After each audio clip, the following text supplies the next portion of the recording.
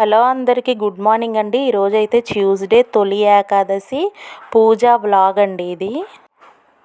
పూజ నేను ఎలా చేసుకున్నాను, నైవేద్యం ఎలా ప్రిపేర్ చేశాను అనేది మీకు నేను చూపించడానికైతే ఈ వ్లాగ్ చేస్తున్నాను. ఇవి చూసారా, ఇదైతే ఇత్తడిది, ఇదైతే ఇండూలియం అన్నమాట.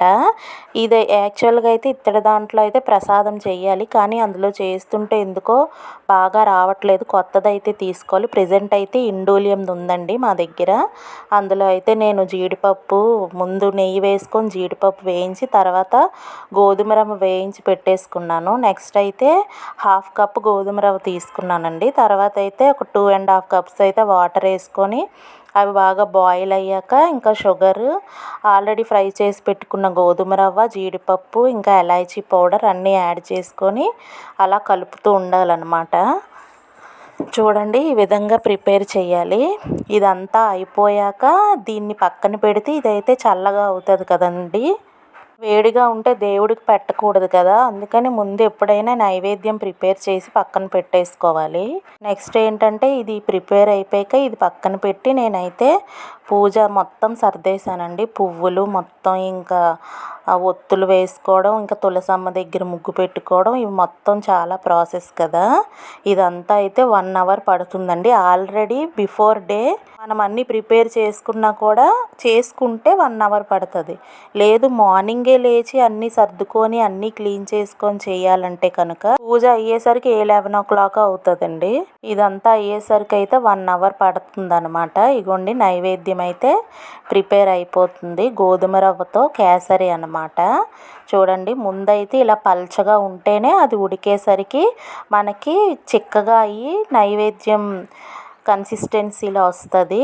ముఖ్యంగా దీనికి ఏంటంటే నెయ్యి ఎక్కువ పడాలండి, లేదంటే అస్సలు బాగుండదు. నైవేద్యం అయితే ప్రిపేర్ అయిపోతుందండి. ఇక్కడైతే మా ఇంటి దగ్గర జగన్నాథ స్వామి ఉత్సవాలు చాలా బాగా జరుగుతాయి అన్నమాట. దేవుడు వెళ్ళేటప్పుడు రథం మా ఇంటి ముందు నుంచే వెళ్తుంది. నెక్స్ట్ వచ్చేటప్పుడు మా ఇంటి ముందు నుండే ఈరోజు ఆఫ్టర్నూన్ అయితే వెళ్తుంది అన్నమాట. అప్పుడు కూడా మా ఇంటి ముందు నుంచే వెళ్తుంది. అయితే కంపల్సరీ రథచక్రాల మీద కొబ్బరికాయలు అయితే కొట్టి తీరుతామండి. అదైతే ఎప్పుడూ మిస్ అవ్వడం ఉండదు. కొందరైతే ఏమైనా కోరిక అనుకొని మొక్కుకుంటే కనుక కొందరు 50, కొందరు 100 అలా కూడా కొడతారనమాట కొబ్బరికాయలు. రోజైతే చాలా బాగుంటుంది అన్నమాట. ఇక్కడ మార్నింగ్కి అయితే ఇలా అందరూ పూజ అయితే ఈరోజు చేసేసుకున్నారండి. కొందరు ఈరోజు అంటున్నారు ఏకాదశి, కొందరైతే రేపు వెడ్నెస్డే అంటున్నారు. ఇక్కడైతే అందరూ ఇలాగే ఈరోజే ట్యూస్డేనే చేసేసుకున్నారు. మేము కూడా ఇంక ట్యూస్డేనే చేసేసామన్నమాట.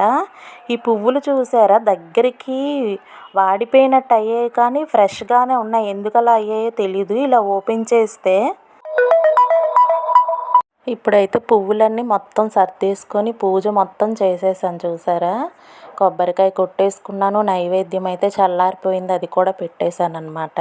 హారతి ఇచ్చుకోవడం, ఇంట్లో సాంబ్రాణి పొగ అన్నీ అయిపోయాయండి. ఫైనల్గా అయితే దేవుణ్ణి బాగా మొక్కేసుకొని తులసమ్మ దగ్గర కూడా పూజ చేసేసుకున్నాను. ఇలా పండగలప్పుడైతే పని అయితే ఉంటుంది కానీ చాలా ప్రశాంతంగా ఉంటుందండి. ఇలా స్పెషల్గా పూజ చేసుకుంటే రోజు అయితే నార్మల్గా చేసుకుంటాము. నా వీడియో, నా పూజ, నైవేద్యం మీకు అన్నీ నచ్చితే లైక్ చేయండి, షేర్ చేయండి, ఇంకా సబ్స్క్రైబ్ చేయండి. బాయ్ అండి.